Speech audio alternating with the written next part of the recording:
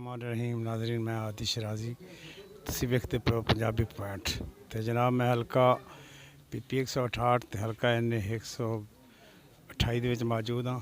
तो कंपेन जी हो रही है मलक सैफल मलूक खोखर साहब ने वो इतने आए हुए हैं तो उन्होंने कंपेन हो रही है।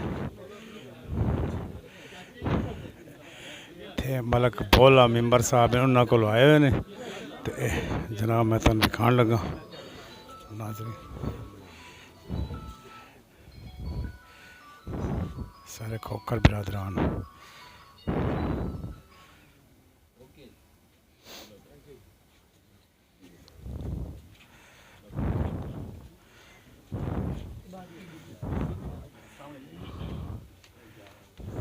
हल्का PP 168 ठोकर न्याज बेग।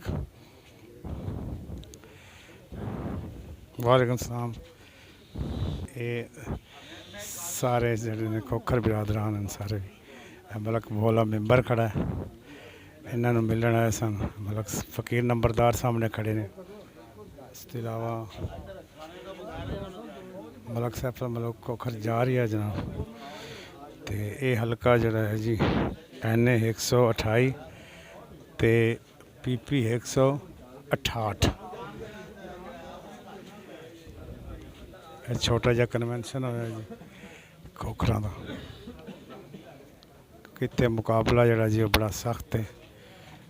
दोनों तरफ खोखर बिरादरान हैं। PTI की तरफ है जनाब मलक ज़हीर अब्बास खोखर।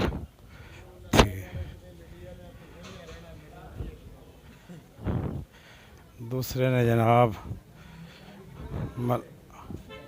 मलक सैफल खोखर जा रहे हैं। गली है जनाब इस छोटा जहा कन्वेंशन है। तो बाकी आ रहे हैं यार ये जी मलक सैफल मलूक खोखर जा रहे हैं। तो मलक साहब साढ़े नाल खड़े ने तो पुछने जी वोट किन देना। मलक साहब किन वोट दोगे तुसी? PTI ना हाजी करामन। इसके अलावा मलक ज़हीर अब्बास खोखर इतने खड़े हुए हैं। खड़े रहे साहब ने और अगे भी खलोते ही ने। वोट पक्का थोड़ा PTI का धन मराहां का एक नां है पूरी दुनिया से। इन्हों का की इन्हों तो फिर नस जाने। ये मलक साहब का कहना है जी सिर्फ फॉर्मैलिटी बिरादरी तौर पर पूरी करने वास्ते असीं इन्हों बस एक ना इन्हों की मोह विखाला किया। इस तो इलावा वोट जोड़ा है वह पक्का जोड़ा है साडा PTI का और PTI को असीं वोट देना। जबरदस्त PTI के पक्के बंदे। दसिया इंज रहना इंज जीना। उन्हें देखो ना पूरी दुनिया ते उन्हें दसिया पूरे पाकिस्तान को पता है भाई इमरान जड़ा जेल भी कट्टनी जानता है। जेल कट के भी आएगा इंशाअल्लाह ताला। फिर भी जित होंदी होनी। ये तो साल बाद नस जाते साल बाद आ जाते साल उतों आता मैं तनख्वाह नहीं लई अपने बेटे को। बेटे चो तनख्वाह तो थोड़ा कटिया सी कामा चो निकलिया कामा ना निकलिया। वो आंदा मेरे बेटे को तनख्वाह नहीं। झूठ यार इन्नी उम्र के भी बंदा झूठ मारता एंड जा रहा फिर झूठ बोली जा रहे। ज़्यादा खौफ ही नहीं है इन्होंने लोगों। मलक साहब का कहना से जी वो कहता जी मैंने बेटे तनख्वाह लवन तो कटिया गया लेकिन जड़ियाँ उन्होंने लंदा ने प्राप्तियाँ बनाई ने सारा कुछ वो नहीं डिक्लेयर कर रहा है।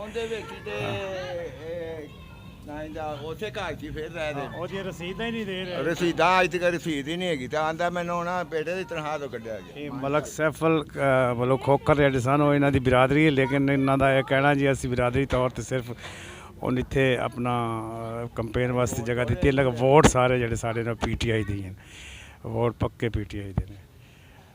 गली इन्हों का घर ने सारे मुल्कों के। तो भोला मैंबर इन्हों का भाई है जोड़ा इत्थों के मैंबर बनते हैं जनरल कौंसलर बनते हैं। पाकिस्तान जिंदाबाद अल्लाह हाफिज़।